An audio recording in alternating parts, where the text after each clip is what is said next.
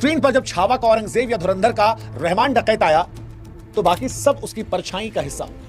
उसकी एक्टिंग का असर इतना गहरा था कि लोगों ने कहा हीरो के चक्कर में पिक्चर देखने गए थे, लेकिन जब बाहर लौटे तो हम इस शख्स के फैन थे। ये कहानी है अक्षय खन्ना की। वो अक्षय खन्ना जो विनोद खन्ना साहब के बेटे थे, वो अक्षय खन्ना जो अवार्ड शोज में नहीं जाते, इंटरव्यूज से बहुत बचते हैं, सोशल मीडिया के दौर में लाइमलाइट पसंद नहीं करते, लेकिन जो कमाल के कलाकार। इसलिए आज कहानी अक्षय खन्ना साहब की।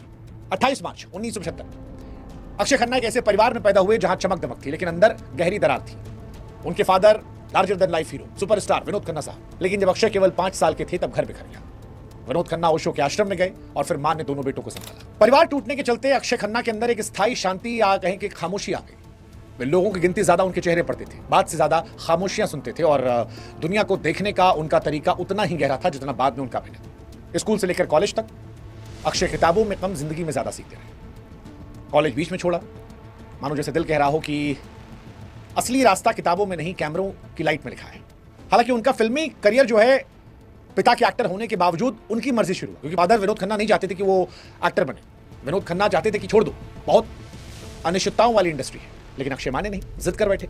1997 में फिर हिमालय पुत्र एक फिल्म बनी जो उनके पिता ने बनाई। वो फिल्म चली नहीं, लेकिन अक्षय को बेस्ट डेब्यू का अवार्ड मिला और पिता को यकीन हो गया कि बेटा साधारण रास्तों के लिए नहीं बना है। उसी साल एक और फिल्म आई बॉर्डर, जब अक्षय ने पहली बार दिखाया कि अंदर जमा हुआ दर्द जब अभिनय के जरिए बाहर निकलता है तो वो दर्शकों के दिल में पहुंच जाता है। क्योंकि जो उनका धर्मवीर सिंह का किरदार था उसे बहुत सारे एक्टर्स ने ठुकरा दिया था, क्योंकि उसमें हीरोइज्म नहीं था। लेकिन अक्षय की खामोशी, उनकी आंखें, उनके आंसू, उनकी चुप्पी, इतना गहरा असर हुआ कि लोग आज भी उस किरदार से जुड़ते हैं। वो कहते हैं कि इनसिक्योरिटी उनकी आत्मविश्वास सुखा गई थी। कई फिल्में फ्लॉप हो गई थी, बाल झड़ गए थे, फिर वो गायब हो गए। 5 साल तक गायब हो गए, ना मीडिया, ना इवेंट, ना फोटो, कहीं नहीं। कई सारे एक्टर्स हैं जिनके स्टेटमेंट अक्षय खन्ना को लेकर लोग जानना था अक्षय खन्ना कहाँ गायब हो गए, लेकिन वो शोर से दूर थे जहां एक कलाकार कदम घुटता है। 2016 में लौटे और सबको चौंकाया। डिशूम, छोटा रोल लेकिन धारदार। फिर मॉम श्रीदेवी के साथ जबरदस्त स्क्रीन प्रेजेंस। सेक्शन 375, कमाल की एक्टिंग, कमाल की एक्टिंग, नए सिरे से परिभाषित किया। अद्भुत एक्टिंग थी, अद्भुत एक्टिंग। और फिर भगवान ने उनके लिए उनका फेवरेट साल बचा कर रखा था, 2025 में अक्षय का सिर्फ भाग्य नहीं बदला, इंडस्ट्री की आंख खुल दी। छावा में औरंगजेब का किरदार जिस क्रूरता, जिस शांति, जिस संयम के साथ निभाया, वो कम देखने को मिलता है। थिएटर में लोग सीटियां नहीं, गुस्से की आवाज निकाले थे। लोग भूल गए थे कि अक्षय खन्ना है। औरंगजेब को याद रखा लोगों ने। और धुरंधर में रहमान डकैत नसों में चढ़ गया है।